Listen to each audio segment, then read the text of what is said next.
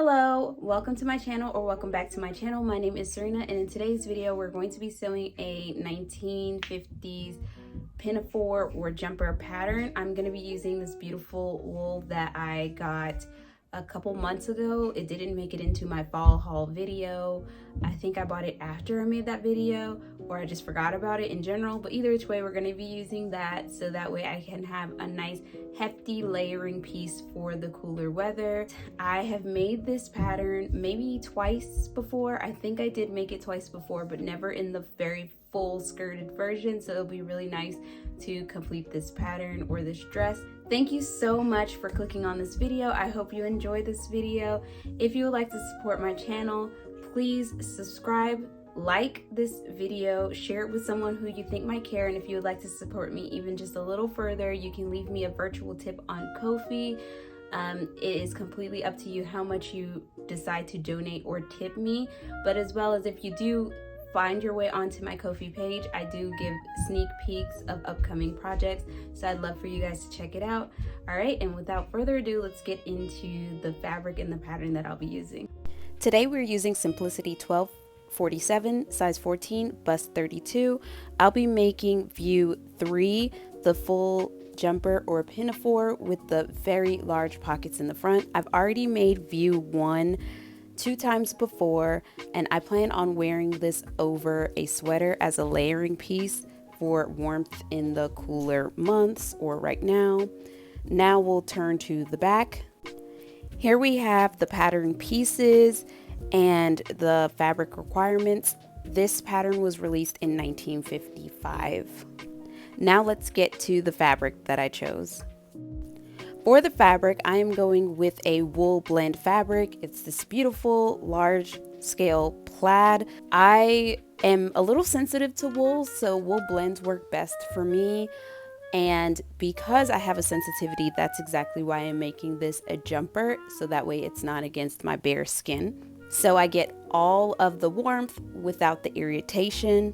I have quite a bit of this material, so I have more than enough to make sure that all of my plaids match and line up, and because the fabric is so wide, I have little to no scrap doing this because all of my pieces fit nicely onto the fabric. Plus I have enough extra to make a jacket, so I'm really excited about that. Let's get into the cutting. So as you can see, the skirt pieces take up most of the fabric. It goes from salvage to salvage, and the only scrap I'm getting from this cut is going to be in the upper right and left corners, and I use that for facings and the pockets. Now, to match my plaids perfectly, what I like to do is to use the cut skirt pieces as the pattern. So I lay it onto the fabric in a way that it kind of camouflages on the side seams.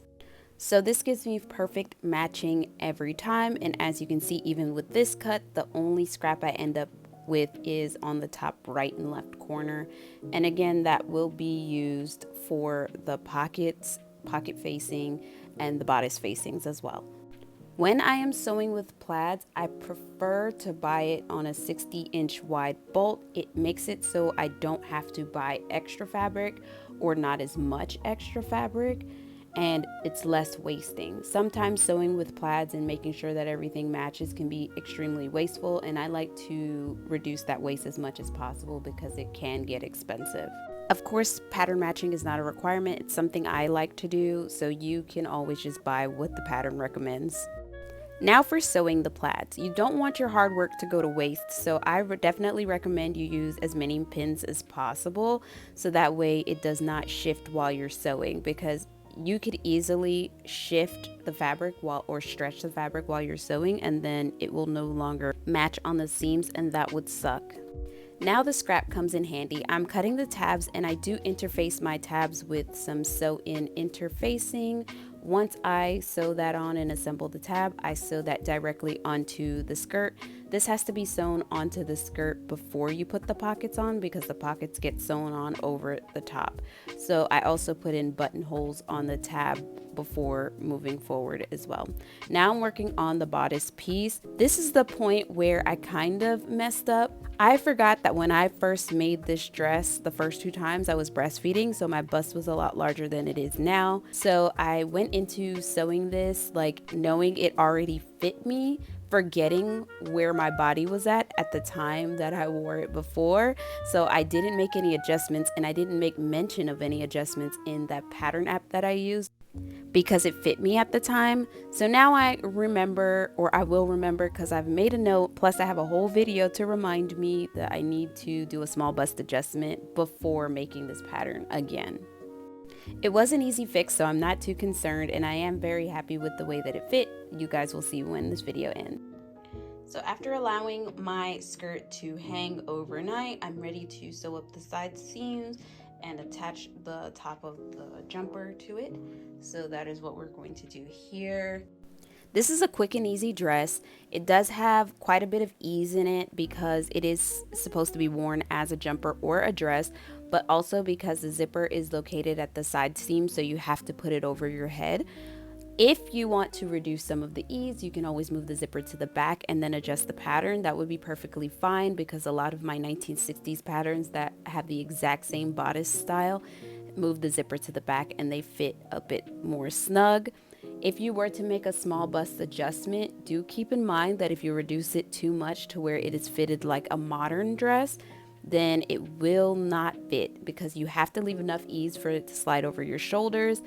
Without that ease, you could tear the dress or struggle to get in and out of the dress, and I really don't like having an uncomfortable experience getting my garments on and off alone. Since this is a circle skirt, I use seam binding for the hem, and then I hand stitched the hem while easing so everything could fit smoothly. I find this way easier than folding over the hem twice and sewing it down. Now we are winding down to the end of this video, and I want to thank you guys so much for being here. Thanks for watching this video and supporting my channel. Your support means the world to me. Please like this video and subscribe it if you enjoyed it. If you would like to keep up with me in real time, do follow me on Instagram at Thesewrena_. You can also follow me or check out my Ko-fi, where you can leave me a virtual tip but also see what projects I have coming up, as well as get early access to these YouTube videos up to a week or a few days before they are released here. Now let's show the reveal, shall we?